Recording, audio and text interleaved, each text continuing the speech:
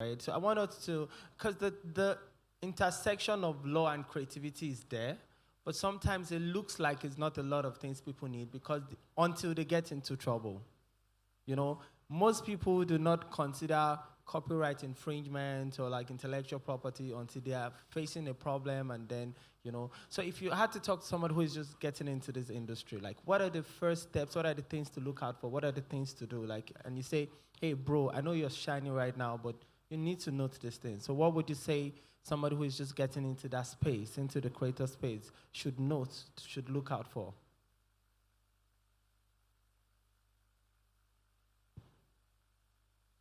All right. I was on a set, I think about 2 weeks ago. It was a YouTube set. I went to play a cameo. And when I was done, I signed like a release form. In the release form, it stated that all the things that I did on the set, I give them the right to do what they want to do with it. I commend that. I also think that it's something that creatives can adopt when they're starting out. But beyond release form, there's one that you also sign that precludes you from using the idea of whatever it is that you discovered on that set on your personal project. Because the way ideas work, you can be on a set today, do something, do it. You go to your house. Can be 2 weeks' time. You just wake up in the middle of the night. Idea. You're not going to say that the idea where the idea where you pick for that set. So you could just say you don't do another person content. But the lines are blurred. The lines are very thin. It's very easy to cross into that line. But it's necessary to take those precautionary measures. When you were speaking earlier, I also remembered, I said it's not necessary to sign like contracts from the beginning. I want to chip this in. Even if you don't sign contract, there's something called guidelines. I remember that the first ad that I did was for Fan Milk. I was really excited. They paid me 80K. Yeah, I used to earn 50K before that time. So they paid me 80K. I'm like, this is it. I'm blown. So I didn't ask them. There was no guidelines, no regulations of how many times I would shoot. Do you know I shot that skit 7 times? 7 times. Every time they turned it back. This is not good enough. This is not. And it's a prevalent thing for new creatives. When brands want to work with you and you don't give them any guidelines as to, okay, this is the number of times I'm going to shoot this content max, the brand will turn you back 10 times if possible because after all they've paid. End of the day, you realize that you've used all of that money to shoot that content and you didn't get anything from it. So it's necessary to put those precautions of guidelines amongst many other things in place. Okay, so thank you. Thank you so much. Thank you. So I'm going to ask a further question to that. So you're saying that one of the things to note is ask for forms that you have to sign and all of those things, and then it is, so in a case where a creative did not have to sign something to say you cannot pop up an idea from the set, is that allowed? Can you pop up an idea like in 2 weeks and something comes to your mind? Yes, you have no recourse. If I didn't sign anything, you have no recourse in court. My lawyer friend, my lawyer colleague. My lord, that's sentiment. There's nothing to back that, so that's. But there's also slightly, there's the fact that if there's proof of the content existing before you existed, maybe from some emails, some idea notes, or if there's too much resemblance, you still have a case-ish. Yes, now, but you go drag on for years. Yes. You go drag on for Yes, it's creativity. That's where we will stand. It's quite subjective. So I'm going to ask like 3 of you a question, and then we can call it a wrap. With the advent of AI and like digitalization, right? How easy has it become for creatives who cannot afford management or like a structure to protect themselves? Is it smart to cook up a contract on ChatGPT? Is it? What are your thoughts? what is the easiest structure for a creative to protect themselves without having a, I mean, of course, everybody should consider having like a proper structure, but what is the easiest personal structure? Like he has mentioned signing agreements and all of that, and that's one of it. What's the easiest way for a creative to protect their work? Okay, the easiest way for creatives, like I always preach, having a structure is very easy. Because if you're a creative because you want to do something, you want to add value, right? You will take it serious. Make sure that from communication, everything is documented. I like documentation so much because the space that we are in is very fast-paced, right? Document everything that you're saying. When I mean document, I'm not saying write a project or one. When I mean documents, WhatsApp text is documentation. Emails is documentation. Anything that is in text is what I mean by documentation, so that you have receipts when things come up in future. That's basically it. Also, your manner of approach, when you speak to people, make sure that you speak properly. Make sure that when, like there's something that we say in my agency, when brands want to work with a talent and they say, be creative, that's too vague.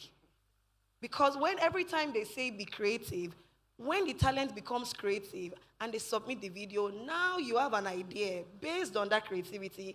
Then, like Lively said, we start to drag shooting 7, 8 times. It doesn't work for me. I don't allow that for my talents. That's why I ask for scripts and briefs. If you're a company wanting to work with my talents, I would ask you for a brief. That's like a guideline, like you said, on what my creativity should look like. Also, as a talent, when you get that kind of brief, before shooting, I encourage that you send a script. It's easier to correct a script than after putting up a full production for something and you start to get multiple corrections. Like someone like me that talks very fast, it's difficult to edit my video because you can't cut out, I say many things in 1 second, so how do I correct that? I have to reshoot. So make sure that all those things are put in place. For example, if you send a script, like I said, documentation, the brand approved that, then you can't tell me to reshoot because you approved my script and I shot according to my script. So all these things are little things that you can put in place to ensure that your brand is respected and you stay on course during the course of your journey. All right, thank you. So I think I want to flip the question. So for you, what would you like to be done regarding AI and intellectual property protection regarding your work? I mean, AI, like what do you think, what do you think is the next level, especially when AI is coming in and, I think that, AI has become our best friend. But one thing for sure, which, still kind of answers the question you asked initially is, especially as a new creative, still have a lawyer. It could be your friend who studied law. It could be, don't use, you can use AI to write brief, AI to write scripts. You can even use AI to write contracts. But don't send the contract without an actual lawyer reading the contract. Yeah. Like, there's no AUJ, and I think it's especially because as creatives, when you get started, it's as if we start without knowing whether we will succeed. So we just are focused on the art without truly paying attention to the entire structure that stands around it. So, I just read something recently, and I quickly went to go and, premium my ChatGPT, that if your ChatGPT is not premium, all the information and the ideas they are putting on it is also made available to other people. That really freaked me out, because that's a lot of ideas on my ChatGPT. But no matter how much you want to use AI, don't take away the place of physical eyes, and take advantage of your many lawyer friends. Don't worry, they don't mind reading that little brief, that little contract. Also because there are a lot of laws that apply to specific. Yeah, specific department cover.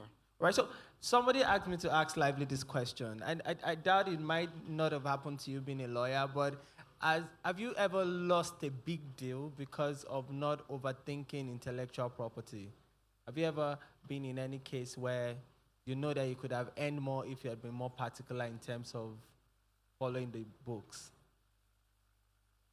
I'm sorry, I don't quite get it. Okay, have you ever in the course of your work lost, so saying that, this is your content and is now used on CNN, right? Yes. I'm just saying, have you ever lost something because premium, I didn't sign? Because you were not particularly thinking Yes. about the, please share. Yes, And then we yes, can call it a wrap. yes, yes, yes, Do you want to share?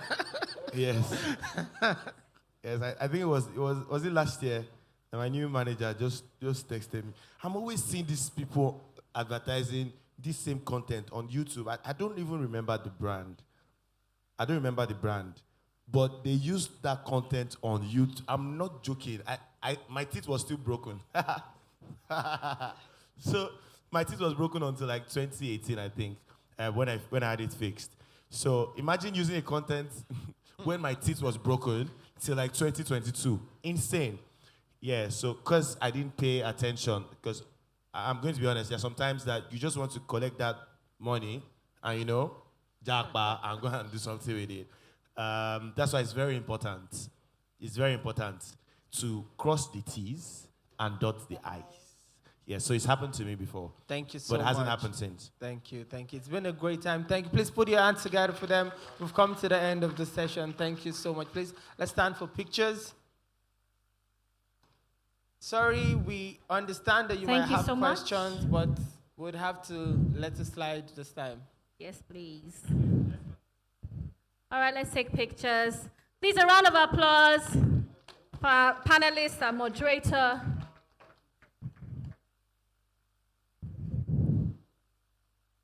Thank you for sharing. Remember, cross your T's, dot the I's. Oh, we have something for you. Wow. I hope it's them who Yes, it's for will them. beat you. Giving them brand new. All right, so we'll give you in the green room. We'll give you Okay. in the huddle room. Please, I want to take Please, a a picture. round of Please don't go applause yet. for them. Let's do a group Please, picture. Doji, let's go. What are you doing, Lively? I'm your younger brother. Okay.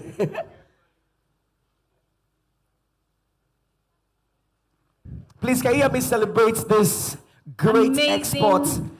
This is what amazing Nigeria people. is exporting to the world, and we're Very so proud fresh of people. them. We're so proud of them. Yes, super proud of them. Thank you so much. Okay, Dara, I hope you enjoyed the session. Oh, yes, I did, and I actually learned a couple of things. Oh, great. Because it's very easy, like MC Lively says, to just be swept away by the money and not think futuristic. Okay. But now we actually have to pay attention to those things, because when you want to sign a deal or a brand gives you a job, it's like, for how long? You need to ask those Okay. questions. Okay. But you were not paying attention. Yeah, I wasn't, because recently I signed a deal, and I'm on almost all the billboards. Yeah? Yeah, Oh, I'm telling you, congrats. like a real estate deal. It's so big. Who said Have you seen it? Yes, no, it's true now. Tell us about it. It's even. I wanted to even say my predicament that Then I did what not sign happened? very well. I'm just seeing my faces, so people are taxing me, but I don't have money to give them. Look at that, too. Real So- stuffs. I'm telling you, read very well, everybody. So yeah, at this point, we're sharing small chops and drinks for everybody, courtesy of CREST. our president, Our president. President Tinubu. I'm not People there with don't you. believe